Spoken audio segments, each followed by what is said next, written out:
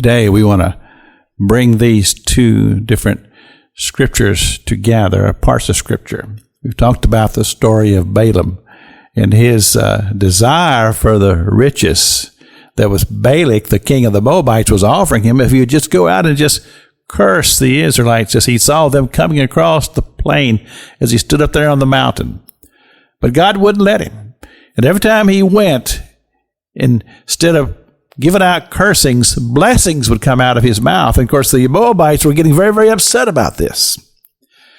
But relating this back to what we read in the New Testament in the book of Revelation, where it says to the church of Pergamos, he said, you have the doctrine of Balaam in your church. And he said, there's two things you have going. One is the eating of the food that's been offered to idols, and fornication. Now, here's the thing that I want to relate to here. In the story of Balaam, you find the compromise. And we're going to talk about that in the next 2 days after today. Spirit of compromise and what Balaam did. Basically, he told the Moabites, he says, I cannot curse them. God won't let me, but I'll tell you how that God will bring the curses upon Israel because of their sin.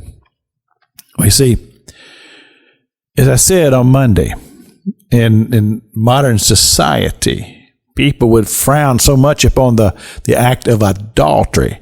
Two married people engaged in activity that's not lawful for them to do so. But the sin of fornication just seems to be overlooked. But the truth of the matter is that it is a sin in the eyes of God. And the Apostle Paul does a wonderful job of describing this to us in the book of 1 Corinthians. And how that this is a sin even against our own bodies, he says. And it's certainly a sin against the Spirit of God. But as society drifts further away from the teachings of Jesus Christ and begins to adopt more and more of the ways of the world, and this spirit of compromise becomes very, very strong and intense in our society, we find deviancy to become more and more prominent. In other words, how is it that America could bring upon itself the curses of God?